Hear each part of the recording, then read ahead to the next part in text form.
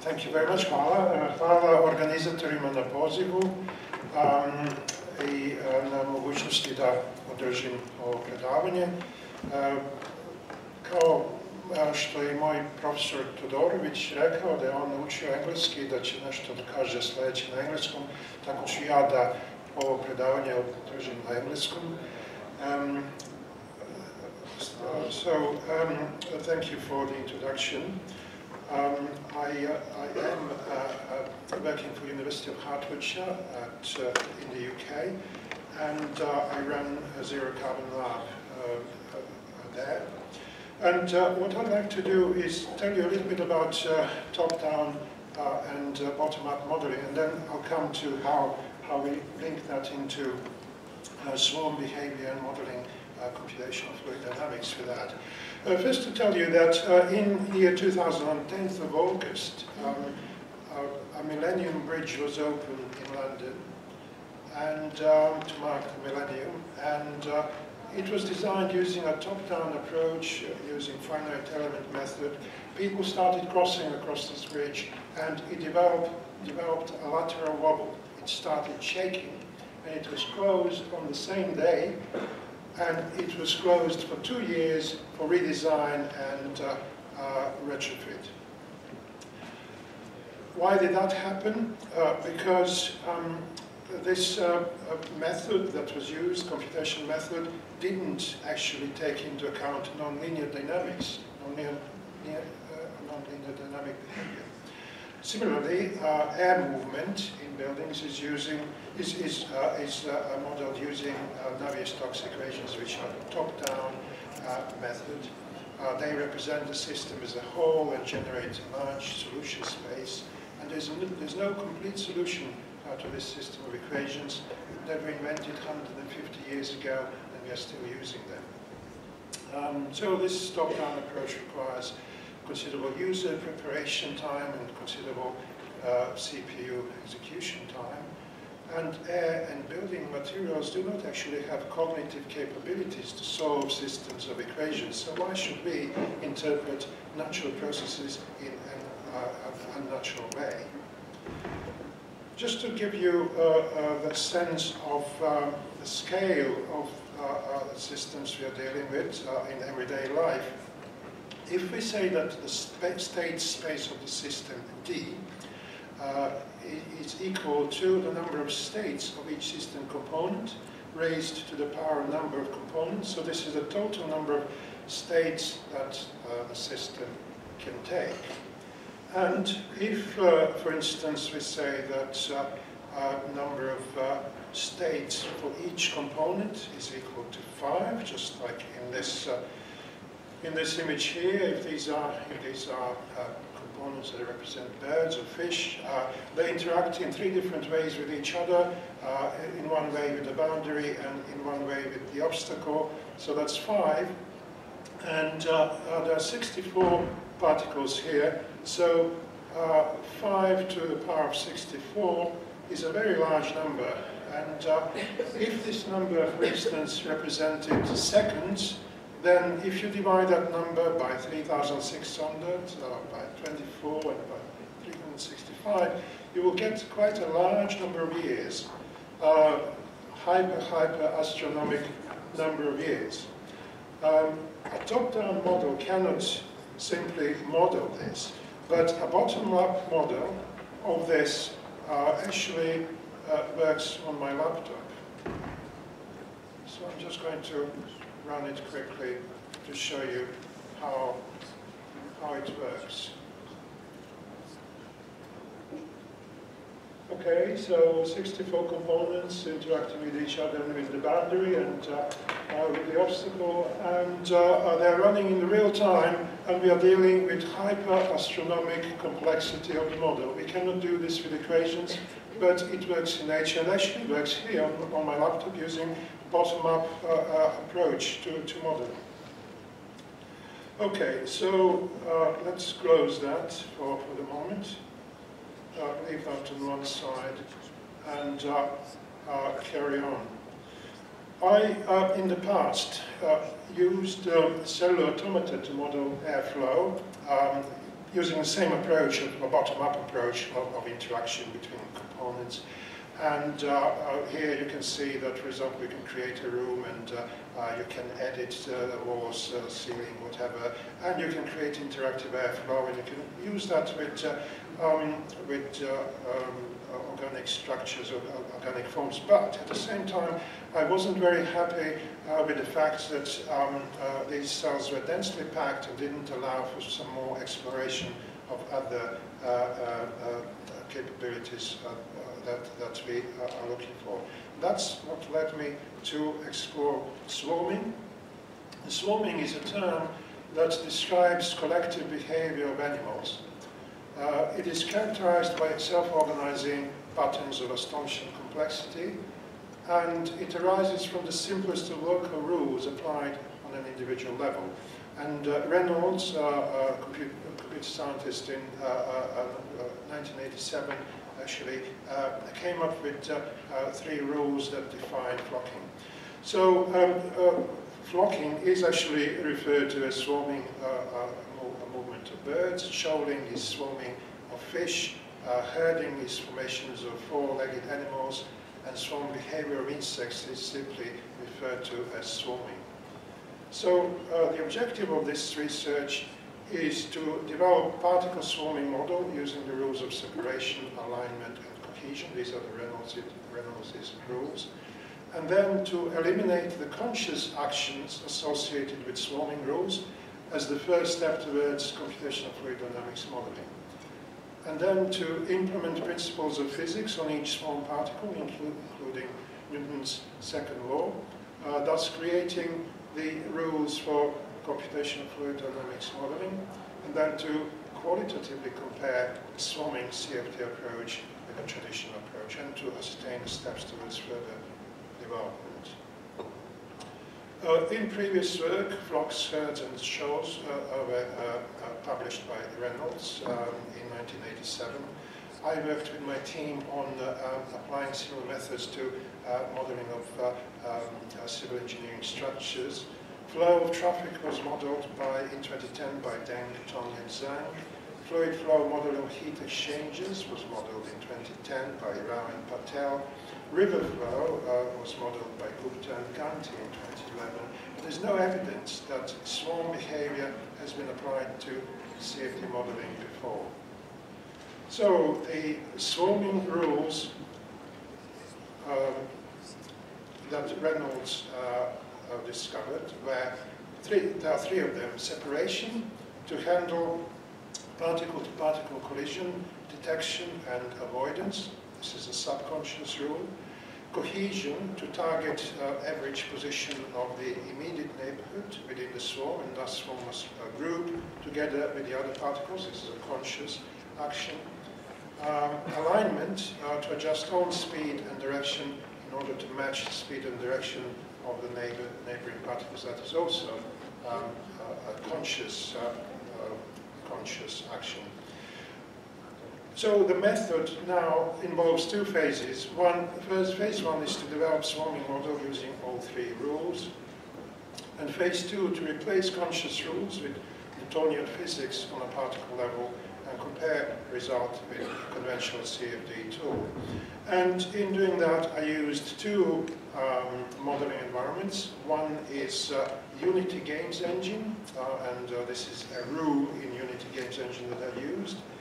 And I also used IES virtual environment, which is standard energy performance simulation tool used for building design. Okay, so first the particle swarming model, which used rules of separation, cohesion, and alignment. I started with an empty room and particles ready for swarming simulation. Then the particles were launched into the room, and 64 particles at a time, and collective behavior emerges almost immediately. And then particles move around and explore space in a swarm. And then, if there are any obstacles there, they will break, the swarm will break before the obstacles and reform after the obstacles. So I'm going to just run this quickly for you to give you an example of how that works.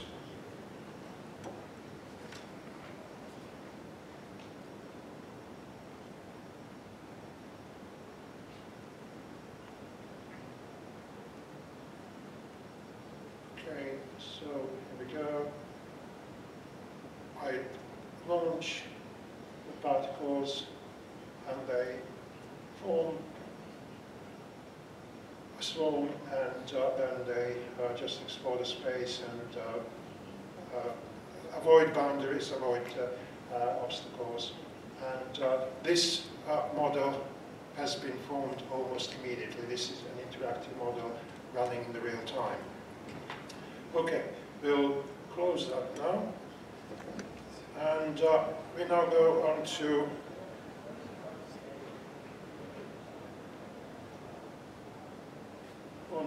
the next phase. So we are now going to remove the conscious rules from the Reynolds' model and apply Newtonian physics. So first of all, there's not just Newtonian physics, but there's all sorts of other physics here involved. First, the heat balance is calculated. It's always updated on the basis of previous heat balance. And sum of all heat balances that occur in relation to each particle. And these are, for example, heat transfer between the particle and its surroundings, heat transfer between the particle and the neighbors, heat transfer between the particle and the surfaces, such as right, left, forward, back, up and down. And convective heat transfer was used in this particular case. And then temperature is calculated on the basis of previous temperature in the previous time step, and the heat balance divided by density, volume, and specific heat. And then forces are calculated. A balance of forces is calculated. So this is a gravitational force, which is a product of density and volume and gravitational acceleration. Buoyancy force is density of the environment times volume of the particle and gravitational force. This is the displaced volume according to Archimedes' law. Wind force was introduced simply from external code. Pressure force is calculated on the basis of differences of pressures between particles times surface area, and friction force is calculated on the basis of velocity and friction coefficient. And before you go to sleep, this is the last page of equations. So acceleration is then calculated by dividing the force with density and volume, and velocity is calculated on the basis of old velocity, and acceleration times time difference. Okay, so now we go on to CFD experiments. In the CFD experiments, this is a warm surface, 25 degrees, and the others are cold surfaces. Top is 5 because top is 0 degrees. And particles are launched. Into the room, and flow pattern is formed, and then a flow pattern persists. And after a while, I simply open the hatch. I open the opening in the roof, and particles start escaping there.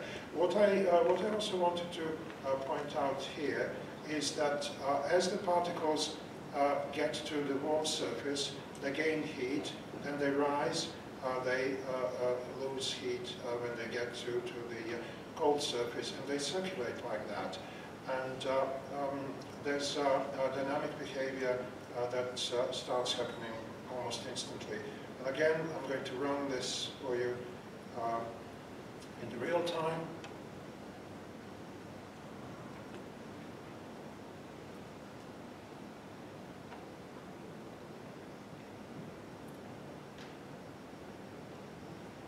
Okay, so I launch particles. Some are so fast that they actually break through the barrier, go out of the room, but never mind that. And then as they touch warm surface, they gain heat. As they touch cold surface, they lose heat, and they circulate like that. And the model is running in the real time, and it's almost immediate formation of the model. And now I'm going to open the roof. And they're going to start escaping, and the outside environment is very cold, so they're going to get cold and then start coming back as well, and so on. So, so this is how that works, and I'm going to close that now, and then I'm going to show you the comparison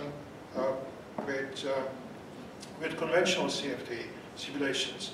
So for that I used a room in IES virtual environment, and in fact the room was two rooms. There's one low height room underneath the kind of normal height room above, and the low height room was heated and the room above wasn't heated to represent underfloor heating, to represent a hot surface, warm surface on the floor. I ran annual simulation of this first to find the conditions equivalent to the swarming CFD simulation, and these conditions occurred on 28th of January at 8 o'clock in the morning. Then the simulation took 25 minutes to actually create this static image, static pattern for a single point in time in the simulation year. And that gave very detailed information of temperatures, distribution of temperatures, but only for a single point in time, and that took 25 minutes. Okay, so what can we make of this? Swarming CFD simulation is what I wanted to present here, and I was expecting clear and continuous pattern formation when I was starting with this work, but completely complex dynamic behavior occurred. Brownian movement was observed. Collision between the particles and the boundaries occurred. The particles were rising when gaining heat and falling when losing heat. And swarming CFD simulation produced results within seconds, which you obviously saw. Particles moved around the room while driven by real-time heat gains and losses, and further development of this method is required to cover the entire room volume, simply because the particles were not optimized for faster rendering. I used cones, which are very expensive computationally to render, and if I wanted to use more particles, then that would slow down the model. But to validate this model, I will need to use an analog facility because experimental validation is not possible with existing static software tools. You cannot validate dynamic model with a static tool. In contrast, conventional CFD simulation delivered detailed temperature distribution in the room volume, but a static pattern for a single point in time, and it took 25 minutes to generate the result. Now, how would we integrate swarming CFD simulation into existing tools? There are two ways, in my opinion. Loose integration as external process linked to the simulation tool and running in Unity engine, which I was using. Or tight integration by implementing 3D vector calculus and the physics engine in the simulation tool to replace Unity engine in simulation tools such as IES or Design Builder, or even what else can we have, and maybe Energy Plus. So, what else can we say about this? What are the opportunities for designers here? Designers are simply exposed here to dynamic behavior, which replaces static patterns. They can run interactive what-if scenarios and dynamic interaction of different systems. So that is particularly important. I was asked recently to advise a company, a distillery, whiskey distillery. Didn't get any free whiskey by the way, but they wanted to introduce an additional ventilation system that would do something for improving internal conditions. And that wasn't going to happen because that new ventilation system would have just interfered with that existing system. So you can use something like this to actually show the interference.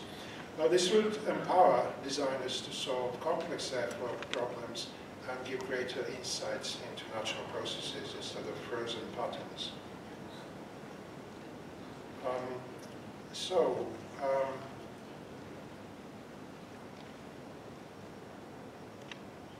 To conclude, conventional simulations create frozen patterns after considerably long simulation times. Navier-Stokes equations have solutions only for simplified cases, and in a way, by using Navier-Stokes equations, we adjust the problem to the solution method and not the solution method to the problem. This is equivalent to bringing the moon closer to the Earth to make it easier to fly there. And I don't think this is what we should be doing in computational fluid dynamics or in engineering. So, principles of swarming were here applied to CFD simulation. Conscious rules of swarming were replaced with Newtonian physics, and dynamic flow was achieved.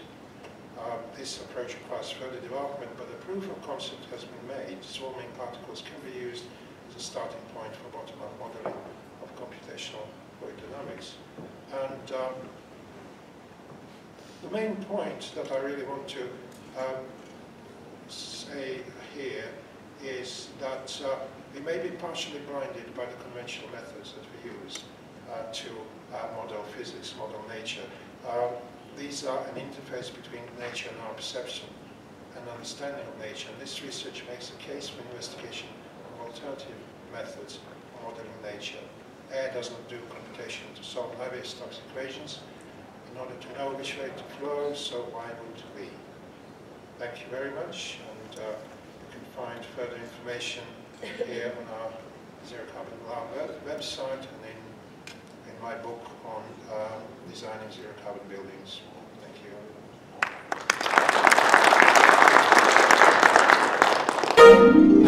you.